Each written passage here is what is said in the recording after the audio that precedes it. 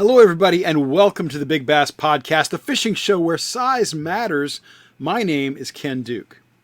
And I'm Terry Battisti. Our producer and engineer is Nathan Benson. Before we kick off this episode of the Big Bass Podcast, do we need a favor? If you're coming back to the show because you enjoyed previous episodes, please click the subscribe button now. It'll help us grow the channel and allow us to continue bringing you the stories of the world's biggest and most interesting bass. And if you're checking us out for the first time and like what you hear or see, subscribe and hit the bell so you know each time that we post a new a podcast. We also hope that you'll check out the website, thebigbasspodcast.com. There you'll find all of our shows, special bonus material, the exclusive Big Bass Podcast calculator, and lists of all the state and world record fish. So, Ken, let's get started on this this episode here. What are we talking about this week? Terry, this is the perfect topic for right now. Texas has been really top of mind recently in the big bass world. We've got giant fish coming out of Lake Fork, O.H. Ivy, a number of other reservoirs in the Lone Star State.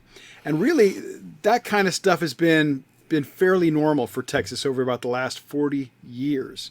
The current state record in Texas is over 18 pounds, which places it fourth among all states, behind only Georgia, California, and Florida's uncertified record that you can learn about right here. You just had to throw that in there, didn't you? I did, because it's very important. The Fritz Friebel. We've got an episode on Fritz, and folks, you can check it out. We'll put the link right here for you. But big bass have not always been the calling card of Texas.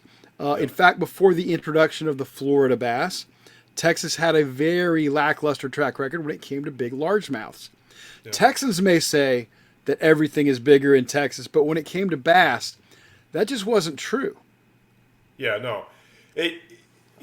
What we've encountered in the last, it isn't just the last 5 years. It's been since the late 80s, really. Yeah. Literally the last 5 years or so, it seems like every single big fish has now transferred from California and is coming out of Texas. We had a 17 this week come out of O.H. Ivy. That's an incredible fish. No matter where it's caught, it doesn't matter. But all of this is because of one program, the Texas Share Lunker program.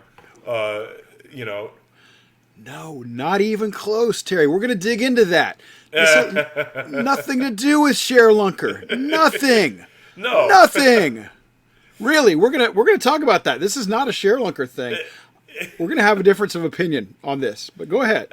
Yeah, I don't know. You didn't see. We're going to talk about a big fish tonight, but it has nothing. It's not even. It barely even gets on the Share Lunker. It doesn't even get in the top 50, right?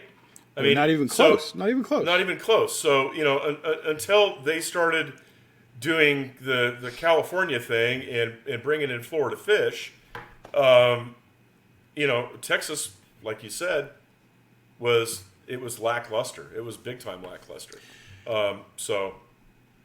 Anyway, in this episode of the Big Bass Podcast, we're going to turn the clock back to 1943 when the original record was, or I would say, maybe not the original record, but the record that stood for 40 some odd years.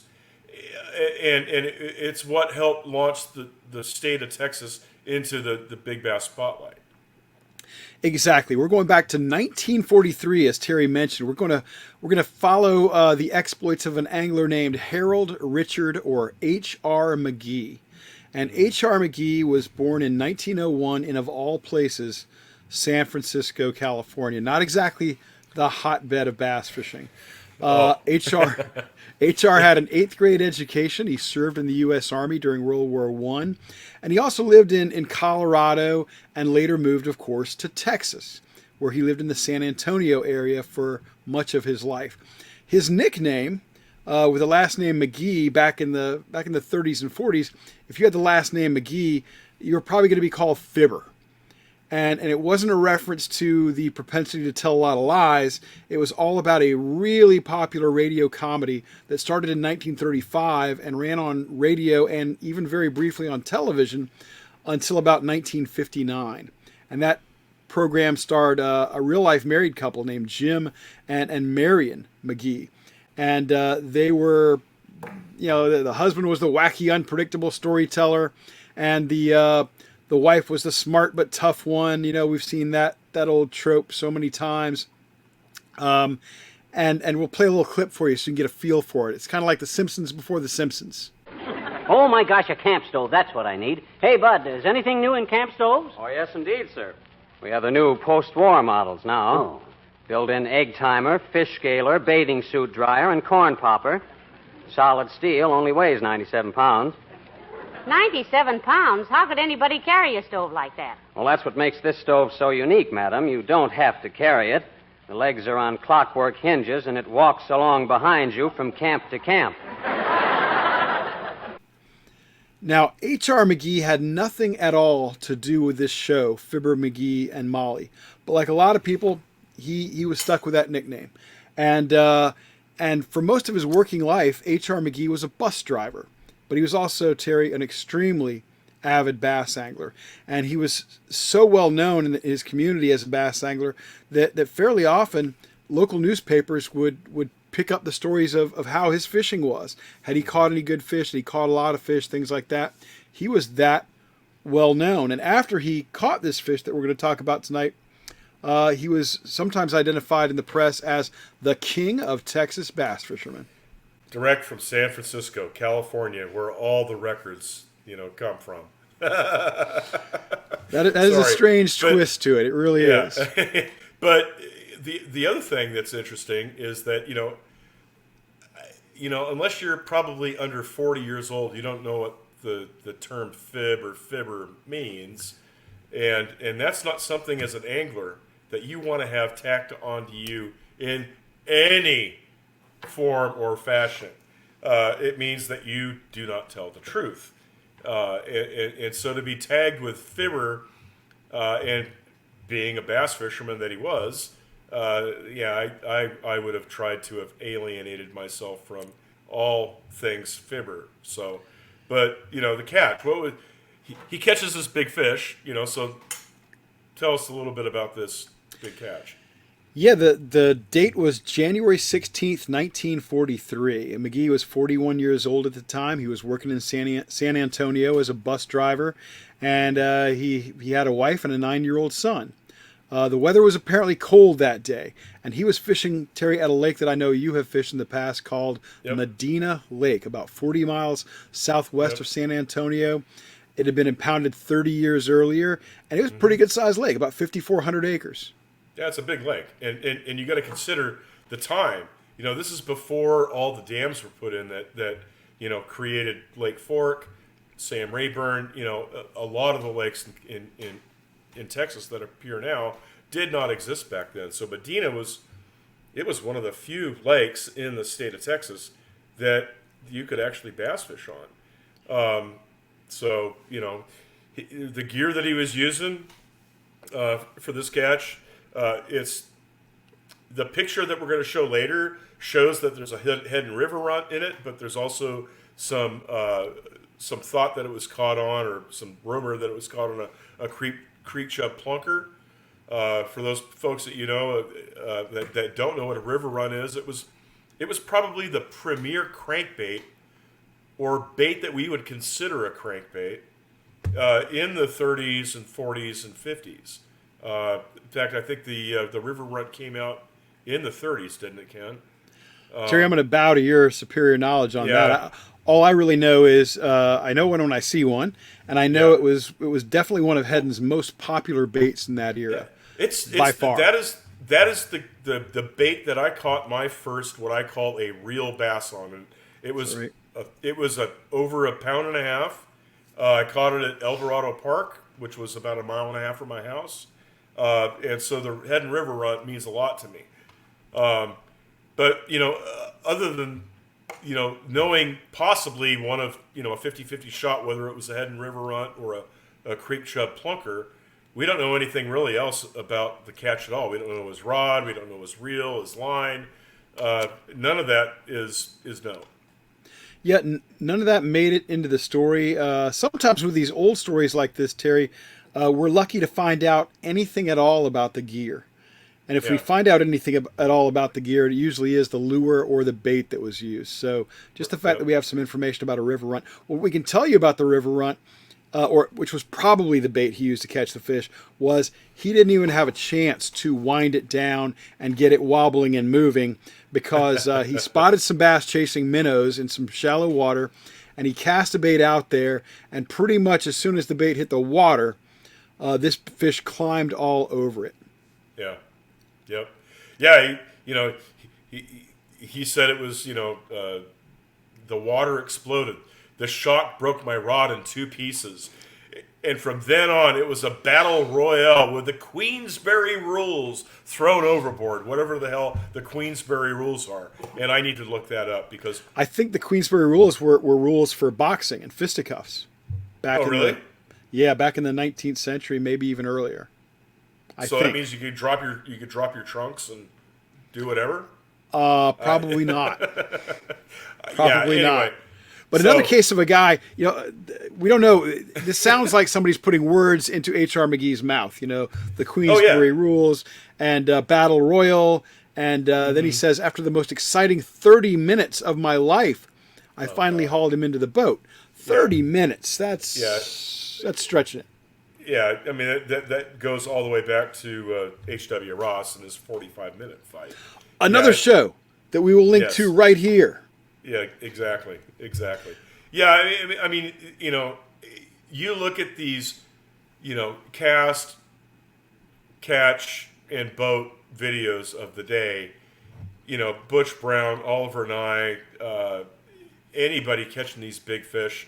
And yes, I know the tackle is way better today than it was back in the 40s or the 1800s.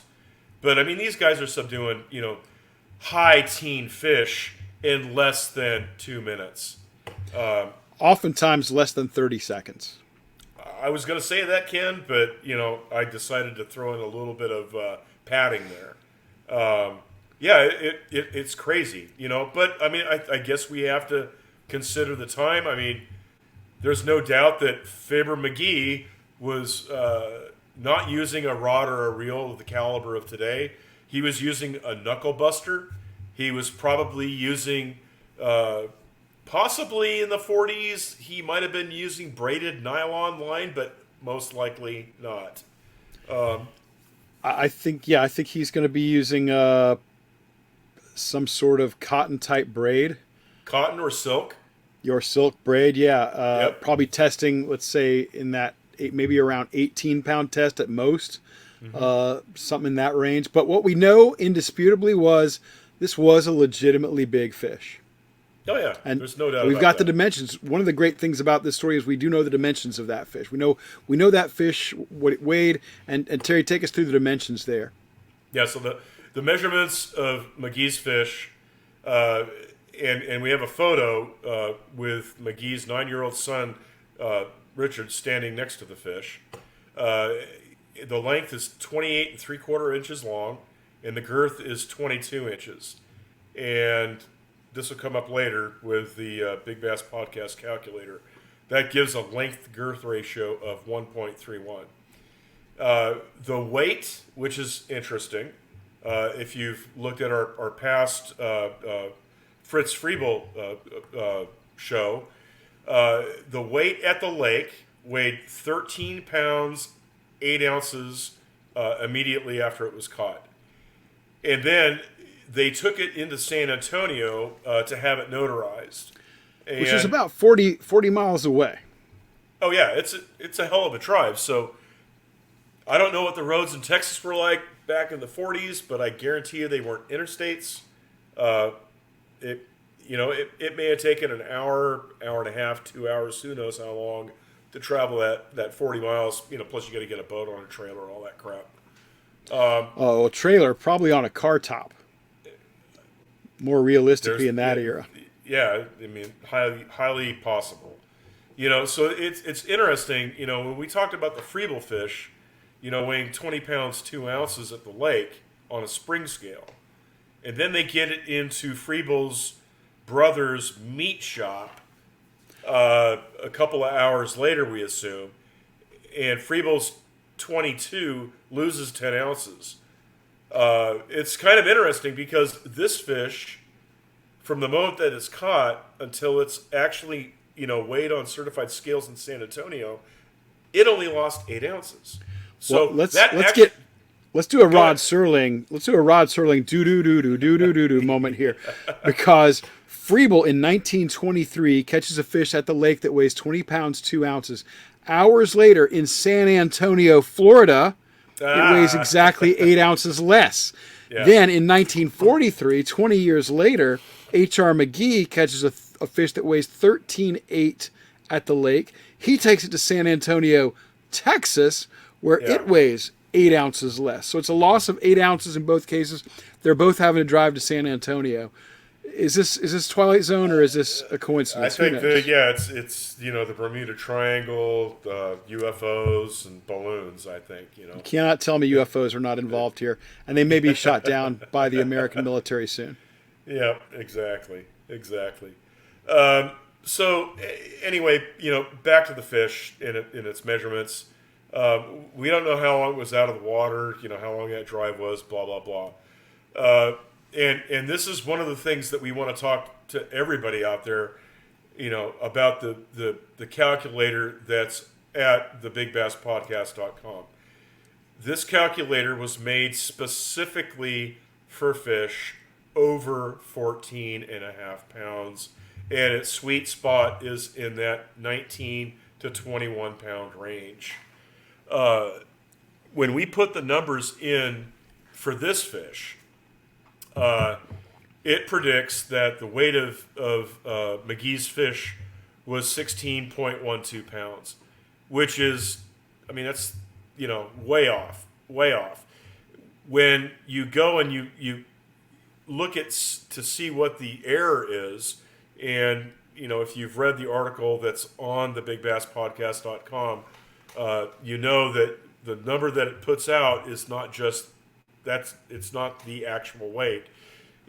You have to go down and you have to look at a chart, and we're going to try to get this fixed so you don't have to guess at what the error is. But the length to girth ratio that I mentioned earlier of 1.31 does not even show up on the chart to calculate what the error is.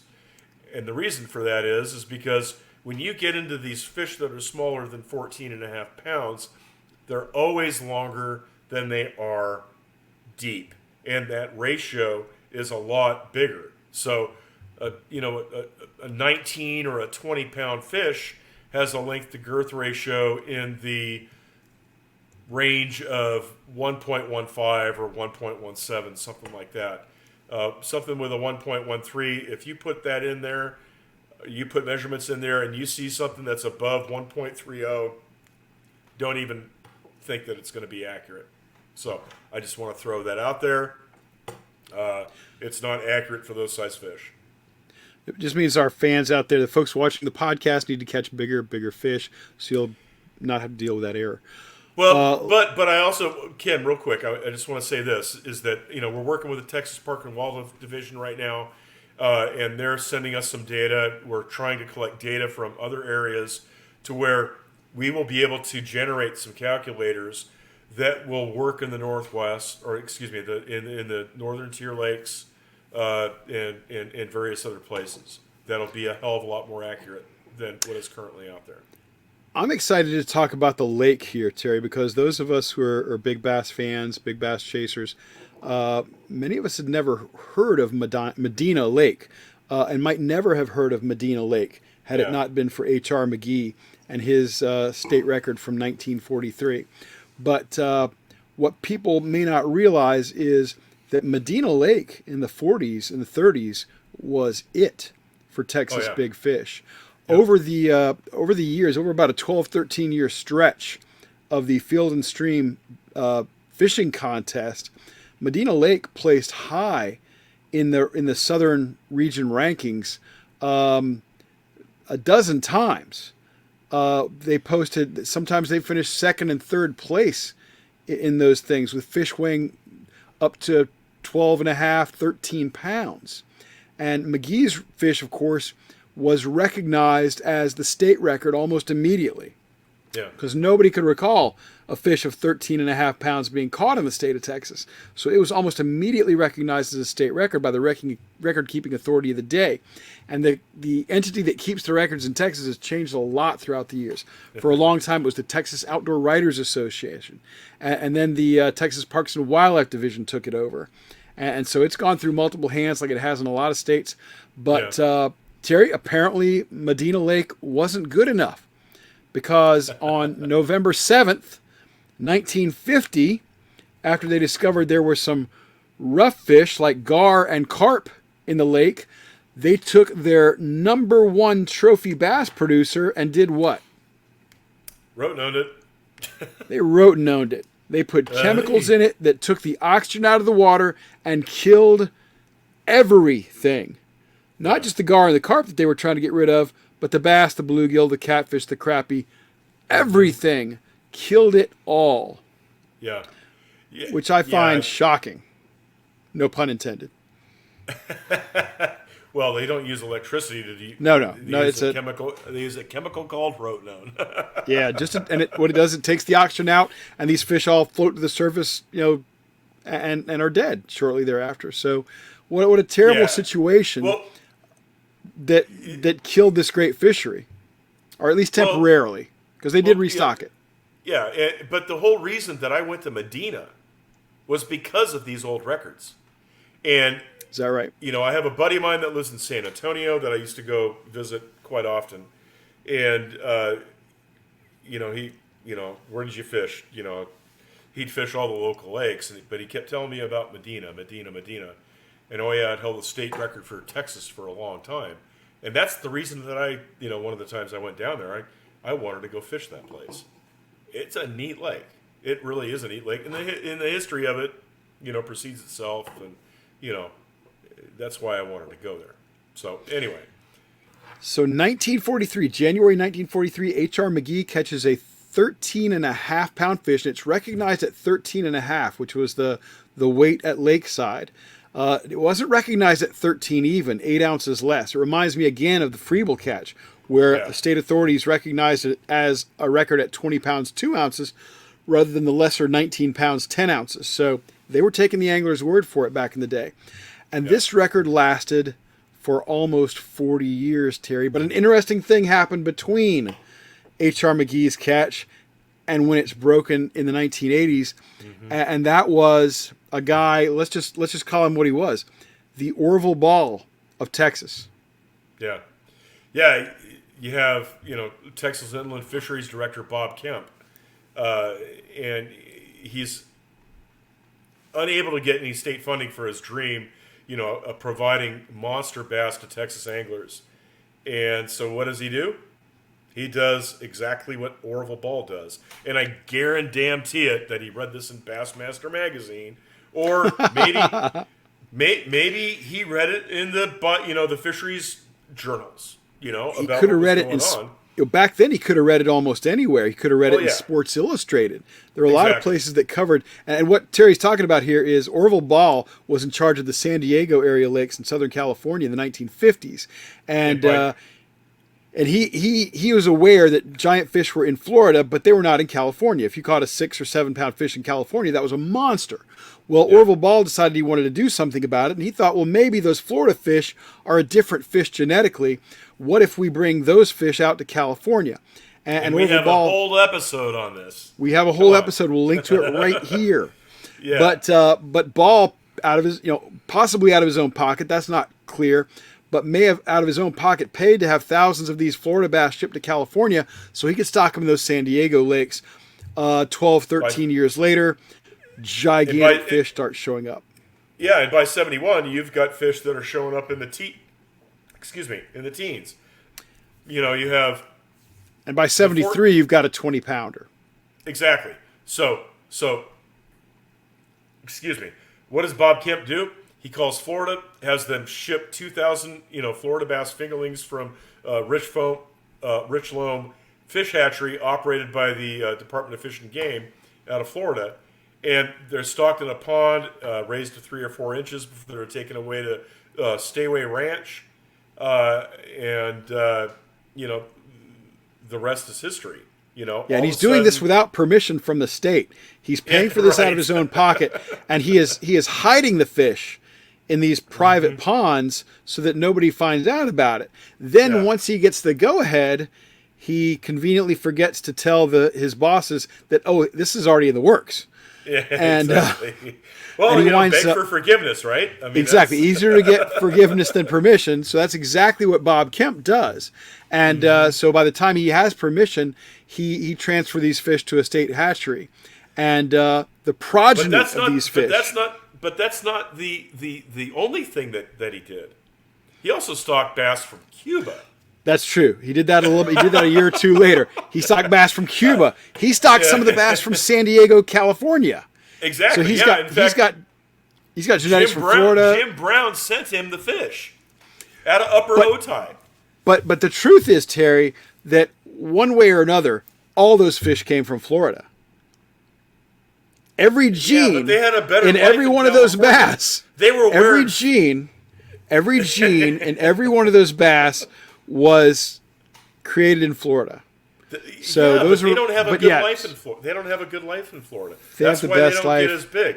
Ron DeSantis guaranteed them the best possible life in Florida. We won't even go into that. We won't even go there. But anyway, so you've got these fish that are taken to Texas from Florida, from California, from Cuba, and suddenly they have a chance to grow much, much bigger. In 1974, Terry, and this one is really cool to me.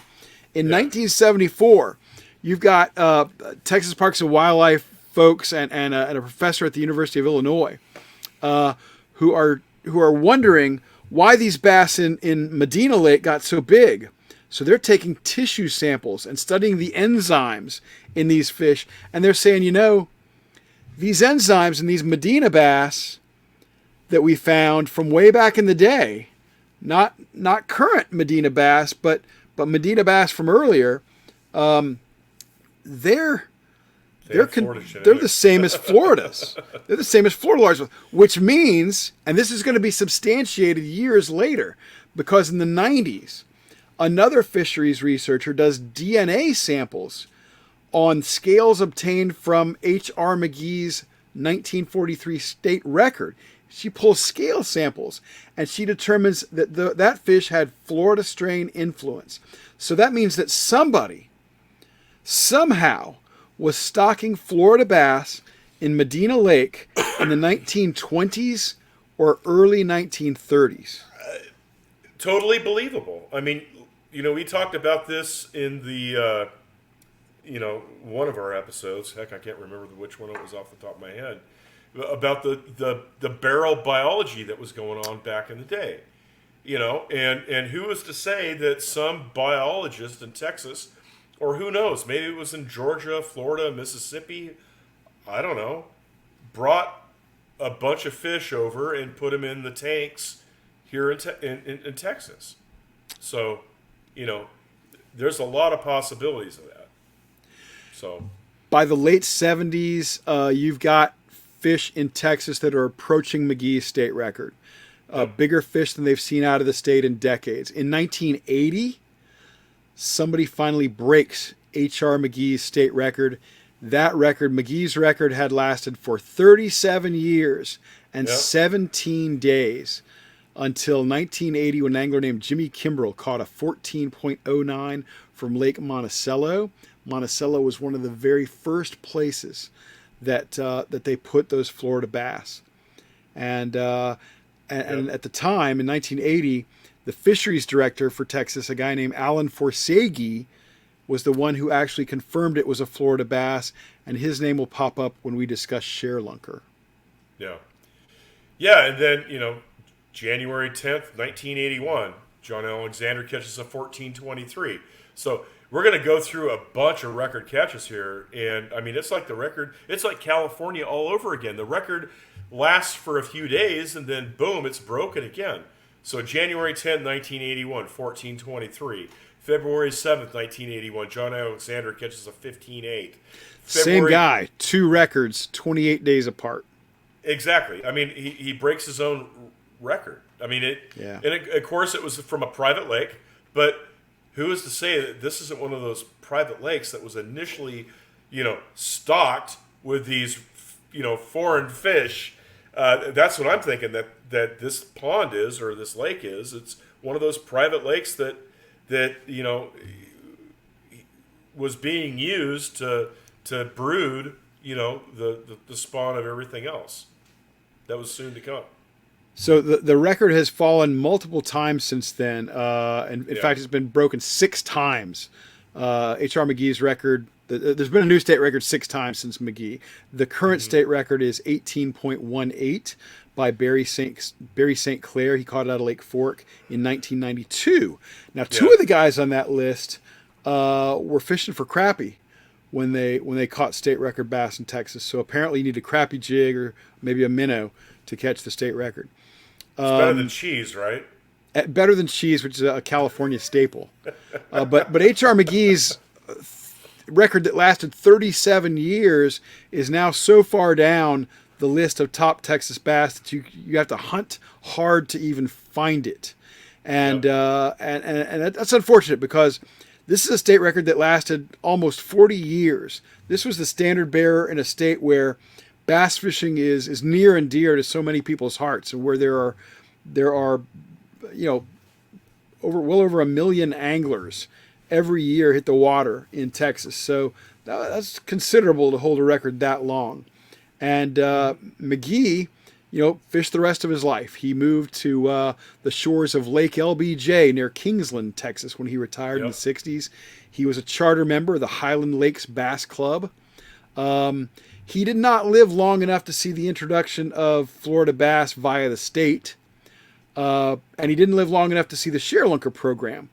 But he was still on top of the Texas record books when he passed away of stomach cancer on October 21st, 1970. He was 69 years old. He's buried in Kingsland Cemetery. And Terry, as you know, if I ever get near Kingsland Cemetery, I'm going to go take a picture of his grave, pay my respects to the record holder. And that's appropriate because he was the king of Texas bass fishermen. Absolutely the king. And that's his story, folks. We hope you enjoyed it. Terry, your takeaway on the story of H.R. Fibber McGee and the long-time Texas largemouth bass record.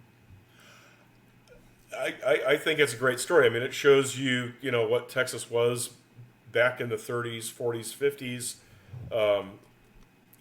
There were some decent-sized fish, albeit, they may have had, Florida genes.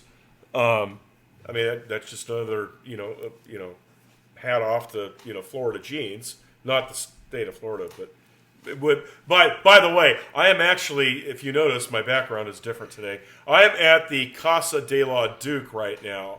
I'm here for the weekend. I'm going to be spending it with Ken and his lovely wife. And, I want to say thank you, Ken, for, providing me a bed and a bathroom. I appreciate that. One more shot at Florida, and we're going to take away either the bed or the bathroom. We haven't decided which. You're going to make me an ambassador to Florida. That's what's going to happen. Anyway, I think it's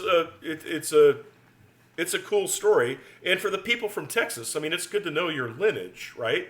This all happened before the share lunker program, went down, and you had some Florida fish here prior. Unfortunately, they rote-known the lake that had them, but now you're pumping out, hell, you got a 17 this week, so you should be patting yourself on the back for that.